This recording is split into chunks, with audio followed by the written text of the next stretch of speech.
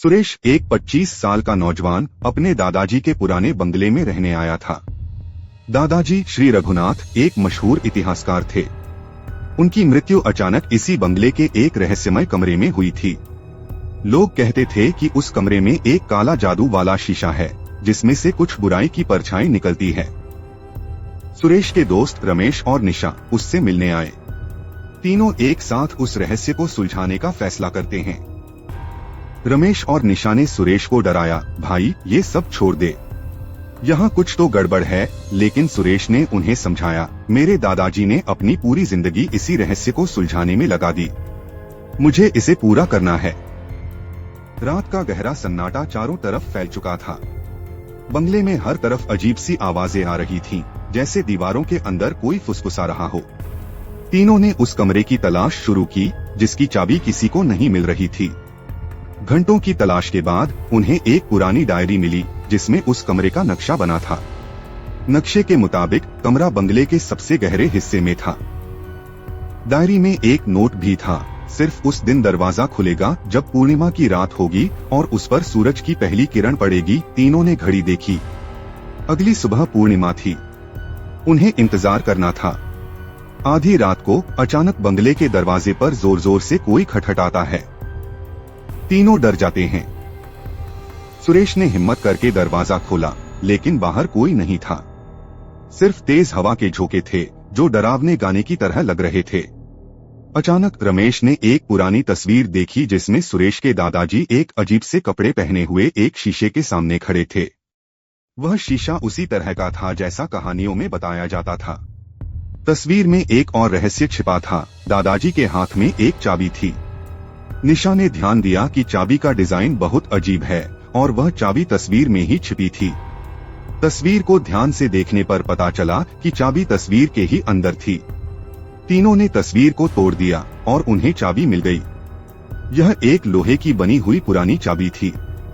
तीनों ने उस चाबी को लेकर उस कमरे की तरफ बढ़े। दरवाजा खुलते ही अंदर का माहौल और भी ठंडा हो गया। कमरे में एक पुराना काला शीशा रखा था जिसके चारों तरफ अजीब सी आकृतियां बनी थीं। रमेश तो डर के मारे कांपने लगा। उसने कहा, मुझे यहाँ से जाना है, लेकिन निशा और सुरेश ने उसे हिम्मत दी। सुरेश ने हिम्मत करके शीशे में देखा। तभी शीशे में एक परछाई दिखाई दी जो सुरेश के जैसी थी, लेकिन उसकी आंखें लाल थीं। परछाई ने एक डरावनी आवाज में कहा, तुम यहाँ क्यों आए? तुम्हें यह कमरा नहीं खोलना चाहिए था। रमेश और निशा चिल्लाकर भागने लगे, लेकिन दरवाजा अपने आप बंद हो गया। निखिल को कुछ समझ नहीं आ रहा था। तभी परछाई ने उसे बताया कि वह उसकी दादी है जिसकी आत्मा उस शीशे में कैद है। परछाई ने बताया, तुम्हारे दादाजी ने मुझे इस शीशे में कैद कर दिया था क्योंकि मैं उनकी जादुई शक्तियों के खिलाफ थी, और अब तुम भी इसमें कैद हो जाओगे।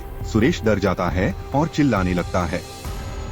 तभी उसे की एक चीख सुनाई देती है। निखिल पलटकर देखता है। रमेश जमीन पर पड़ा था और उसके गले पर एक गहरे जख्म का निशान था। निशा रमेश को बचाने की कोशिश करती है, लेकिन परछाई उसे पकड़ लेती है। परछाई उसे शीशे के पास ले जाती है। सुरेश को तभी एक चमक दिखाई देती है और वह देखता है कि वह शीशा ही उसकी आखिरी उम्मीद है। सुरेश अपनी पूरी ताकत से शीशे की तरफ भागता है, लेकिन परछाई उसे पकड़ लेती है। तभी सुरेश को अपनी दादी के बारे में याद आता है कि उनकी आत्मा ने उनसे कहा था कि अगर कोई उनसे नफरत करता है तो वे उनकी मदद कर सकती हैं। सुरेश ने अपनी पूरी ताकत से अपनी दादी को याद किया।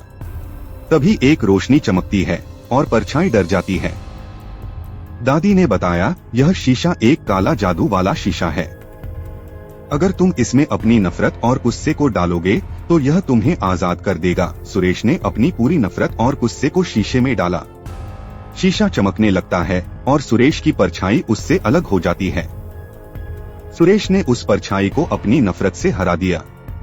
परछाई खत्म हो जाती है और सुरेश, रमेश और निशा उस बंगले से हमेशा के लिए चले जाते हैं। लेकिन उस रात की घटना को कोई नहीं जानता। सुरेश ने कभी किसी को नहीं बताया कि उस रात क्या हुआ था, और वह बंगला आज भी वैसा ही है जैसे कोई रात होने का इंतजार कर रहा हो।